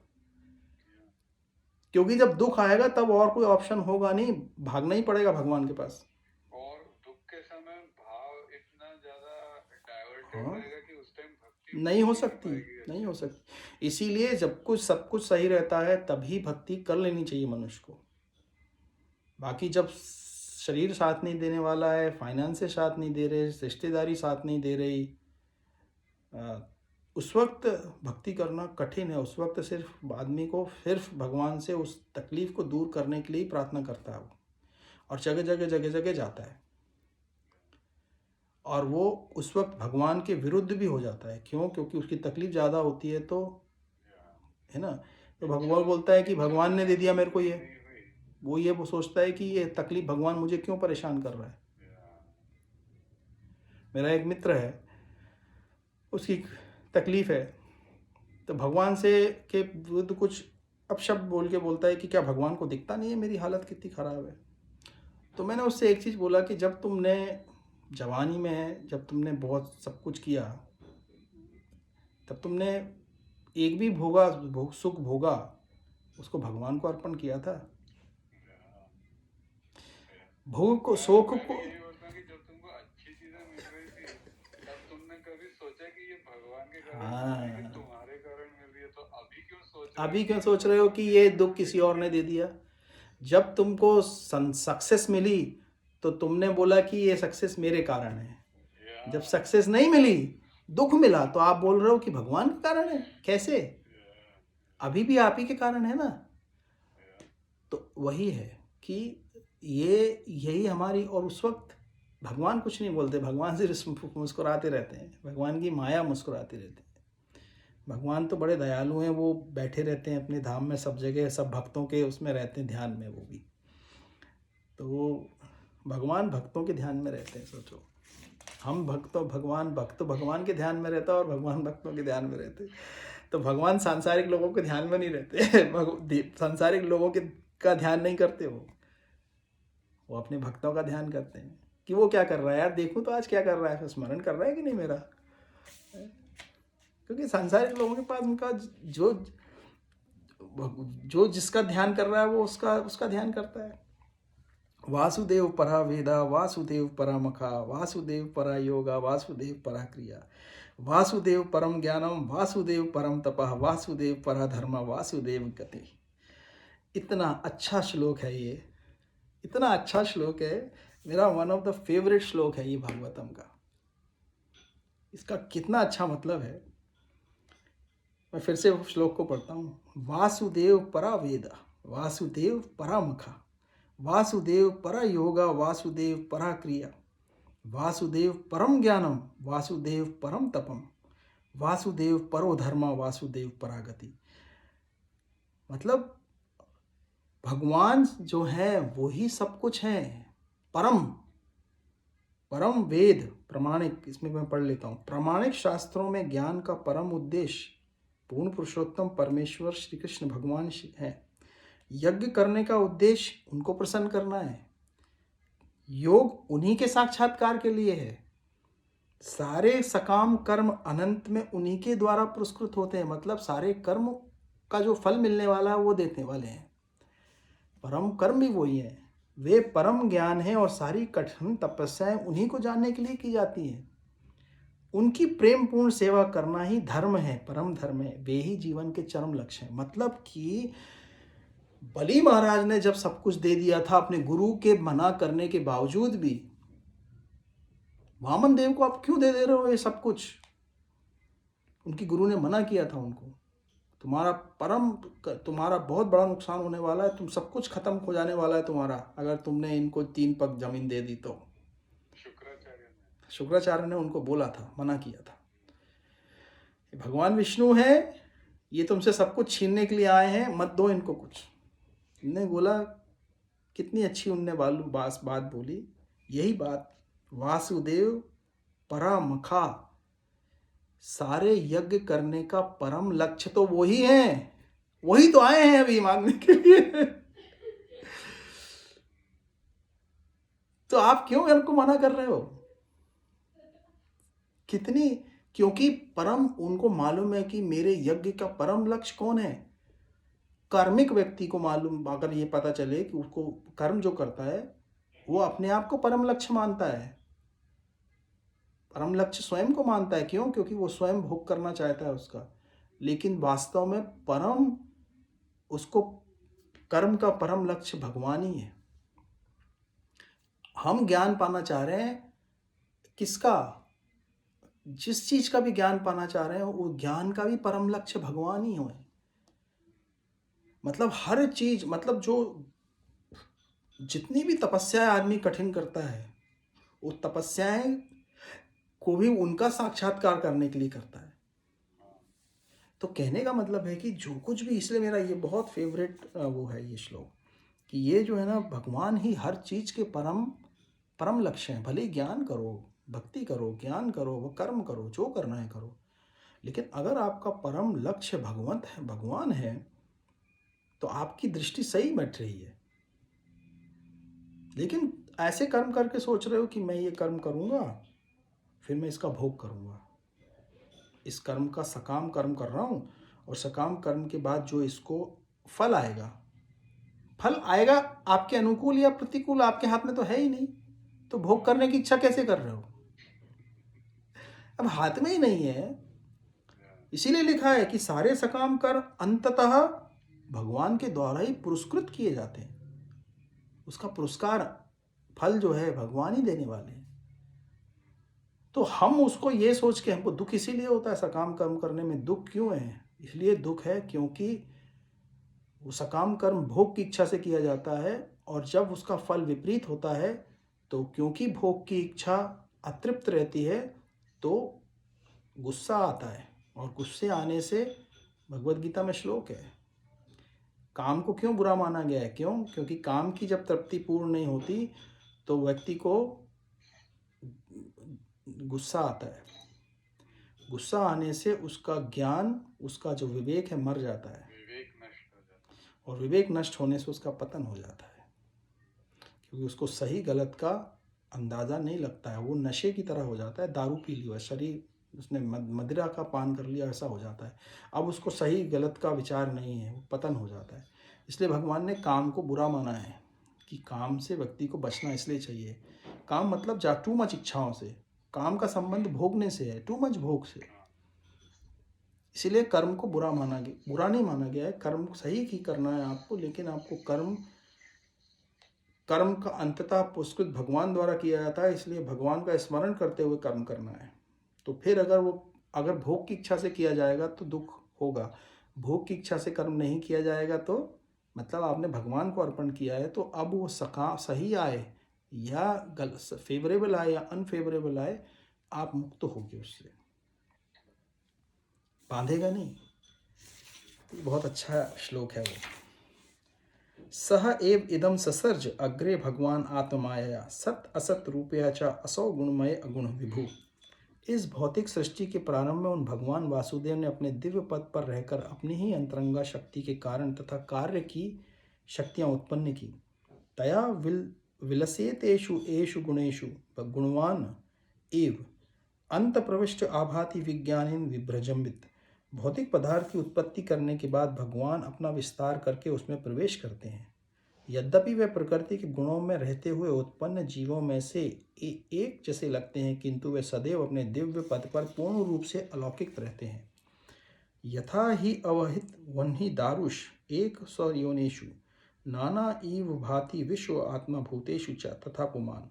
परमात्मा रूप में भगवान सभी वस्तुओं में उसी तरह व्याप्त रहते हैं जिस तरह काष्ठ के भीतर अग्नि व्याप्त रहती है, और इस प्रकार यद्यपि वे एक एवं अद्वितीय हैं, वे अनेक प्रकार से दिखते हैं। अनेक प्रकार से दिखते हैं जैसे काष्ठ के अंदर अग्नि रहती है, लकड़ी को आप रगड़ोगे तो अग्नि उत्पन्न हो जाती है, मतलब अग्नि थी उसके अंदर, लेकिन कोई बोले ढूंढ के लाओ कहाँ है अग्नि इसके अंदर, तो कोई ढूंढ नहीं सकता। ऐसे ही भगवान सभी चीज़ों में व्याप्त हैं, और हमारे अंदर भी परम तत्व के रूप में हैं, सदैव हैं, लेकिन वो अद्वितीय हैं, एक है, फिर भी अलग अलग रूप में दिखाई देते हैं। उसी तरह से जैसे दूध के अंदर घी होता है, काष्ठ के अंदर अग्नि होती है, हमारे अंदर परम तत्व होता है, मनुष्यों के अंदर परमात्मा का तत्व होता है, जिसको जिसको रियलाइज किया जा सकता है। जैसे लकड़ियों को रगड़ के अग्नि की जा सकती है, घी को, दूध को मथ के, दही को मथ के, मक्खन को मथ के घी निकाला जाता है, ऐसे ही हम भक्ति के द्वारा भगवान का अनुभव कर सकते हैं। उसी तरह से, क्योंकि भगवान भी हमारे अंदर व्याप्त है, अंदर है, उसी तरह से अग्नि व्याप्त है लकड़ी में। असौ गुणमय भावे भूत सूक्ष्म इंद्रिय आत्मा भी स्वनिर्मितेषु निर्विष्ट भुक्तें भूतेषु तन गुणान। भौतिक जगत के 3 गुणों से प्रभावित हुए जीवों के देह में परमात्मा प्रविष्ट होते हैं और सूक्ष्म मन के द्वारा 3 गुणों के फल भोगने के लिए जीवों को प्रेरित करते हैं। भावयति एष सत्वेन लोकान वै लोक भावना लीला अवतार अनुरतः देव त्रियक नर आदिषु। इस प्रकार सारे ब्रह्मांडों के स्वामी मनुष्यों तथा निम्न पशुओं से आवासित सारे ग्रहों का पालन पोषण करने वाले हैं। वे अवतरित होकर शुद्ध सतुगुण में रहने वालों के उद्धार हेतु लीलाएं करते हैं।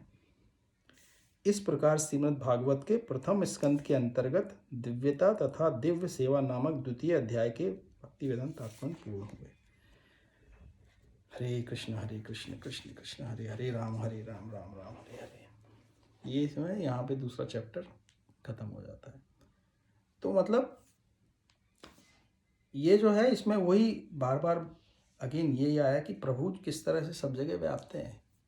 तो ये 2 चैप्टर में अभी तक हम लोग ने यही देखा पहले कि भागवत का क्या संदेश है, भागवत क्यों पढ़नी है, और फिर इसमें बताया गया है कि दूसरे चैप्टर में कि अ,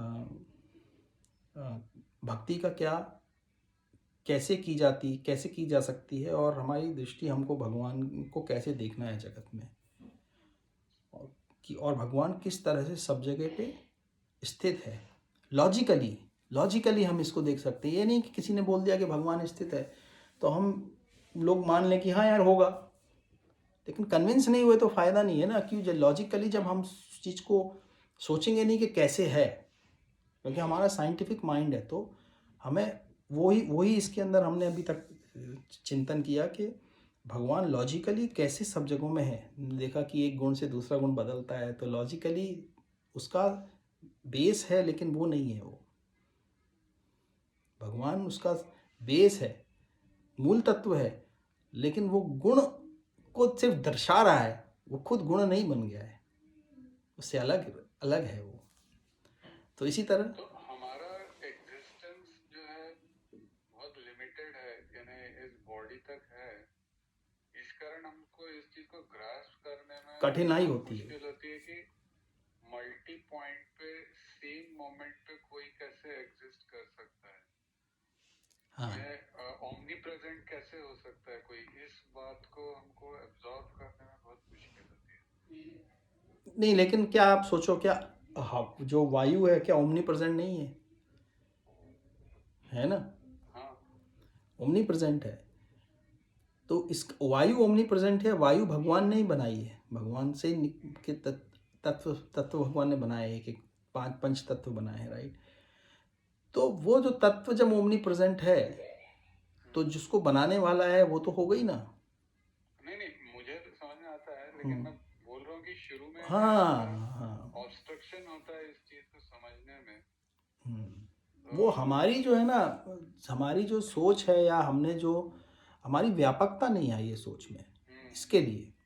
और वो व्यापकता धीरे धीरे आने लगेगी जब हम भेद दृष्टि खत्म करते जाएंगे। जब हम भेद दृष्टि से नहीं देखेंगे ना जीवों को, मतलब हमसे जो भी अलग है, जिस रूप में भी अलग है, भले ही वो इकोनॉमिक स्टेटस हो, भले ही वो जेंडर्स हो, भले ही वो कुछ भी हो, मनुष्य हो, जीवन हो, जानवर हो, हाँ, पक्षी हो, कुछ भी हो, कुछ भी हो, तो ऐसा आदमी तो यानी संत ही बन जाएगा। नहीं, लेकिन वही तो प्रैक्टिस है ना हमारी प्रैक्टिस। हम क्या है, सत्य को जानने की कोशिश कर रहे हैं। अगर हमको सत्य को जानना है तो हमारे अंदर असत्य का जो कुछ भी सामान पड़ा हुआ है, पहले उसको तो क्लीन अप करना ही पड़ेगा ना भाई। सत्य तो कभी खत्म नहीं होता, सत्य तो वैसे ही रहा था, लेकिन हमने असत्य की परत चढ़ा दी है उसके ऊपर। तो वो हटाएंगे। जैसे भी लास्ट टाइम हम लोग बोल रहे थे ना कि आप सब कुछ जब छोड़ देते हो जगत का, माया के अंदर का जो कुछ हो रहा है उससे आप अलिप्त हो जाते हो। आप सिर्फ उसको लिप्त नहीं होते, मानसिक शारीरिक लेवल पे तो लिप्त हैं, मानसिक लेवल पे आप अलिप्त हो जाते हो। तो उस वक्त जो बच जाता है वही सत्य है, वो बच जाता है, जो what that remains. Everything else is all qualities, गुण, ये वो सत्य थोड़ी है। इसीलिए तो बोलते हैं कि माया मतलब something that is not true, जो सत्य नहीं है। तो हमको प्रैक्टिस यही करनी है कि हम पहले तो ये क्या भेद दृष्टि खत्म करें, और फिर उस भेद दृष्टि को खत्म करने के बाद हमारी दृष्टि में हम सभी जगह भगवान का ही रूप को देखें। जब भेद दृष्टि खत्म होगी तो हम उसके पीछे की वस्तु को देखेंगे, और वही ज्ञानी और पंडित, उसको बोला ना समदर्शिना, वही सही देखता है जो एक्चुअली उसके पीछे, इस पर्दे के पीछे जो देखता है क्या है। ये चित्र के पीछे देख रहा है, वो चित्र तो बदल रहे हैं ना, लेकिन इस चित्र के पीछे एक कोई है जो इस चित्र को संभव बना रहा है, हर चीज को संभव बना रहा है वो। तो वो जो तत्व है, परम तत्व, वो ही एक्चुअल में है, और उसमें कोई वो गुण का कोई गुणातीत है वो। तो यही उसमें इस सेकंड चैप्टर में ये है